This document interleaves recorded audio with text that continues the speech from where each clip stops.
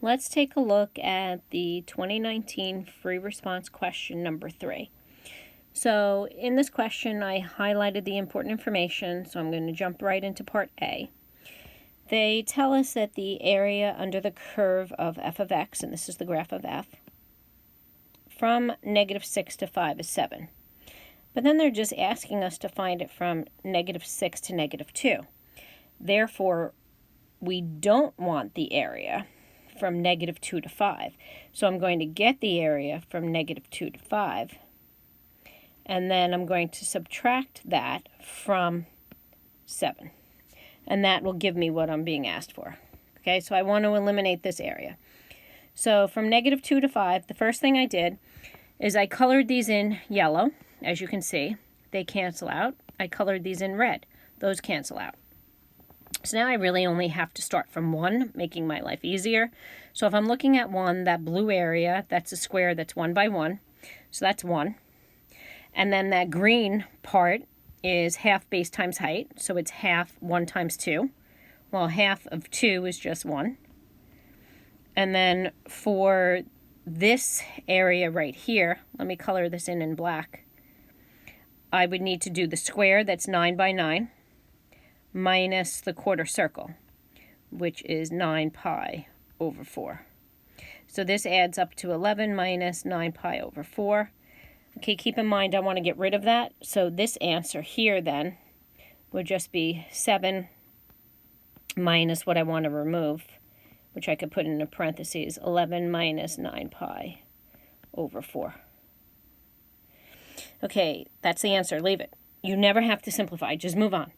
So I'm looking at part B. Part B is all about properties of integrals. Okay, number 1, I can factor out the 2. So I'd have 2 times f prime of x dx from 3 to 5. Then I have the 4 part from 3 to 5. So for the first integral, that would just be 2 times f of 5 minus f of 3. That's one of the fundamental theorems of calculus. Well, I know that f of 5 is 0, so it's 2 times 0 minus, here's why they gave us this information that I just circled, 3 minus rad 5. Okay, so then for the second part, geometrically, the integral from 3 to 5 of 4 dx is just a rectangle going from 3 to 5 with a height of 4. So this rectangle has a height of 4 and a width of 2, so it has an area of 8. So this is just plus 8. Okay, so that would be your answer. You can leave it like that. No point to simplifying. Move on. Part C, the function g is given by g of x equals the integral from -2 to x. Find the absolute maximum.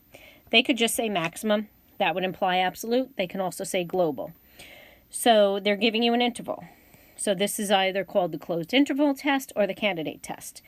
So when you go to make your chart, your candidates are going to be -2, then -1, because the derivative, okay, is -1. Remember, the candidate test is the user test, so you need the local maxes and mins. Okay, and that, the derivative is going from positive to negative there. So that means it's going from increasing to decreasing. So that would be a max. And then you have your next candidate, which is a half. Technically, you could get rid of that candidate by making an argument that is a local min, but you could just leave it there if you want. And then you have 5. So we're looking for the absolute maximum of g of x. So keep in mind how g of x is defined. Now, it's defined from -2 to x. So -2 to 2, properties of integrals, that's 0. Now, if you look at the area from -2 to -1, that area is a half. If you look at the area from -2 to a half, okay, the yellow parts cancel out again, so you don't need to worry about them. So this area here, this little red area, is just negative 1/4. And as I said, you could make an argument to get rid of that candidate since it's a local min.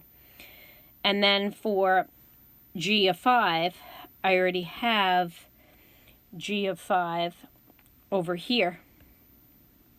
So I could just import that. 11 minus 9 pi over 4. Okay, 9/4. Okay, 9/4, you're only talking about 2 1/4. So 2 1/4 times a little more than 3 subtracted from 11 is going to be the largest.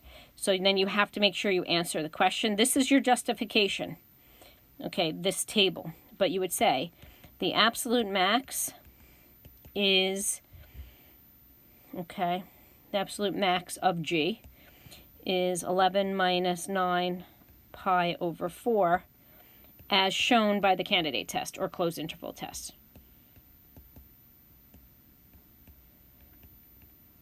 Okay, part D. Part D, I always felt like, oh, I wonder why they put this question in here, because it's very straightforward. So you just directly substitute. So you're just going to get 10 to the first minus 3 times f prime of 1. So if you go to 1, okay, the slope at 1 is 4 over 2. If you take this point and this point, the slope is 4 over 2. So it's minus 3 times 4 over 2, or just 2. And then we have f of 1. Well, f of 1 is just 1 minus arctan of 1. And you can leave it like that. You want to impress someone, I wouldn't bother. But if you want to impress someone, go ahead and replace arctan of 1 with pi over 4. All right, hope this video helped you. That's how simple this problem was. Thanks.